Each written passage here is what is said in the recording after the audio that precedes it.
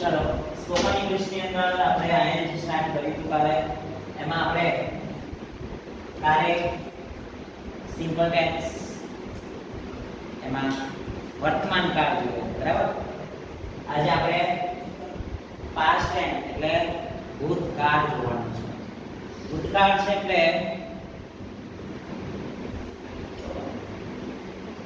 ભૂતકાળની અંદર I V U U V C and they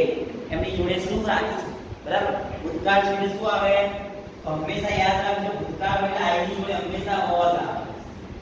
બરાબર એક વચનમાં શું આવે વોઝ વી ની જોડે શું આવશે વર કે વાય ની આવે ઇઝ ઇટ એની જોડે વોઝ અને તેની જોડે શું થશે I was, we were, you are, he was, they were. બરાબર આવું આવશે હવે આના ઉપરથી શું કરીશું આપણે કઈથી આપણે ખબર પડી કોની જોડે શું આવે જો આટલું આવડે તો એના સેન્ટેન્સીસ બનાવતા આવડી જાય કેવી રીતે પહેલું જોઈએ આપણે સેન્ટેન્સ એક્ઝામ્પલ તરીકે આપણે અહીં આપ્યું છે I was thinking in English તો આની અંદર જો પહેલા સબ્જેક્ટ છે બરાબર પછી શું છે to be ના રૂપ છે to be ના રૂપ was અથવા were પ્લસ અહીંયા શું આવશે before નું સ્વરૂપ કાલ શીખવાડ્યું ing એટલે before એટલે ક્રિયાપદનું ચોથું રૂપ આને શું કહેવાય verb નું ફોર્મ છે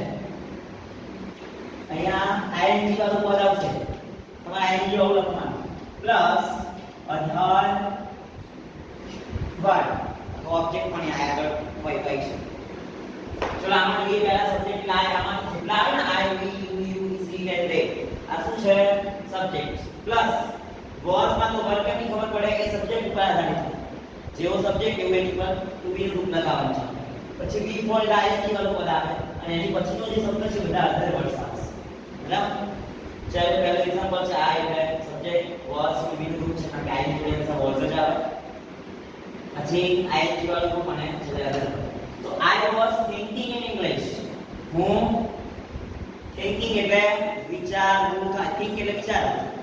ing લગાવ્યું છે ક્રિયા ચાલુ છે thinking એટલે વિચારી રહ્યો છું in English કે હું ઇંગ્લિશ ની અંદર વિચારી રહ્યો છું we are clapping on the tree every day in vacation કે અમે એટલે અમે અને સોરી અહીંયા વર આવશે we were એટલે કે અમે climbing on the tree એટલે ઝાડ ઉપર ચડી રહ્યા છે બરાબર